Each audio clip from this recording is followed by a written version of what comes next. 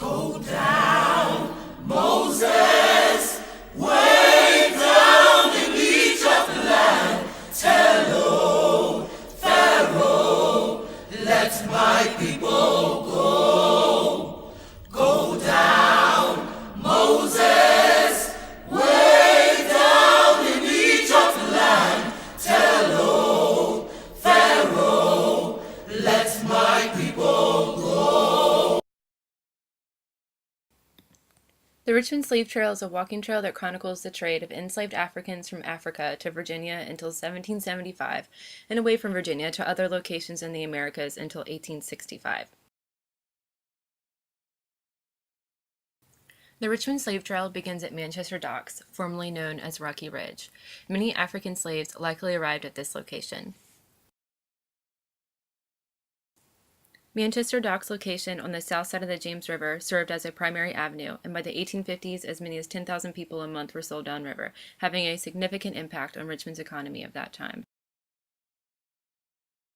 The trail then follows a route along the James River, crossing the Mayo Bridge and through the slave markets of Richmond. Today, the historic path stands beside the Reconciliation statue commemorating the international triangular slave trade and passes Lumpkin's slave jail. The Mayo Bridge was built in 1788 by John Mayo and has remained a means of crossing the James ever since. On their journey, enslaved Africans would use this bridge to enter Shockoe Bottom, where the majority of slaves were sold at auction houses.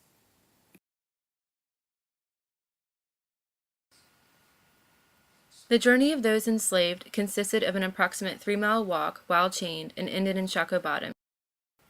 In these next two clips, you can see sketches created by Ear Crow that depict scenes of the slave trade and slave auction houses. The following song is a popular slave song titled Over the Crossing and is believed to have originated from the Southern Virginia region.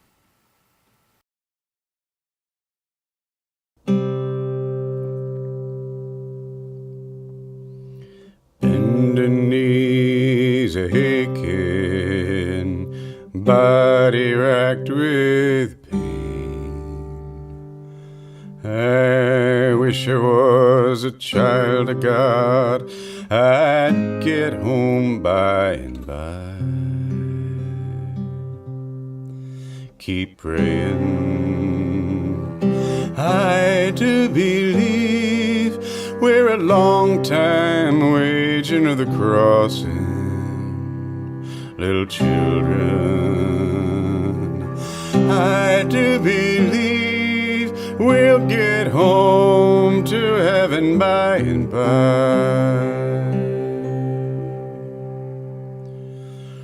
Oh, yonder's my old mother, been a-waging at the hill so long.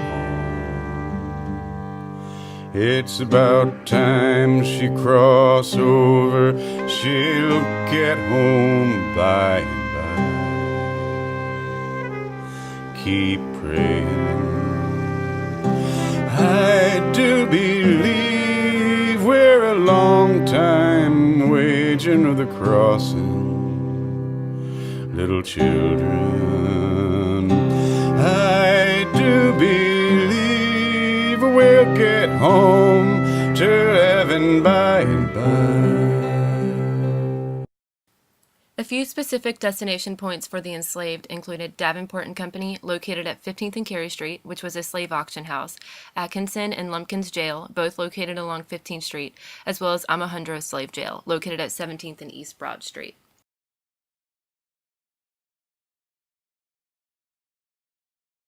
After United States participation in the transatlantic slave trade was banned in 1807, Virginia became one of the country's major sources of forced labor for new plantations in the Deep South.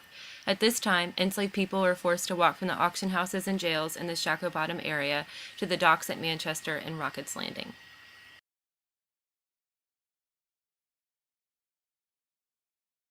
By the mid-1800s, Richmond dominated the export of enslaved Virginians. More than 500,000 slaves were moved to Deep South states. This era of demand resulted in a large slave labor force, thus the construction of the Kanawha Canal began. This canal became a means for shipping cargo as well as another source for shipping slaves. In addition to the Kanawha Canal, Richmond traders also began to rely on railroads as transportation.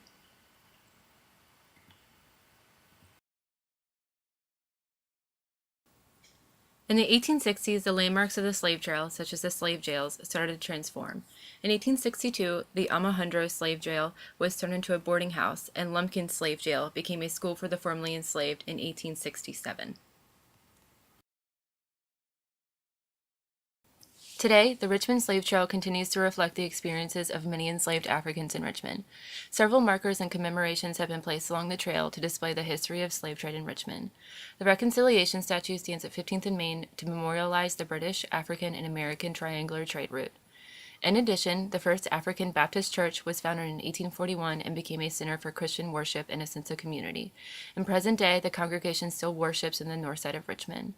Lastly, the Winfrey Cottage, also located at Main and 15th Street, represents a typical slave quarter and was most likely built at the end of the Civil War.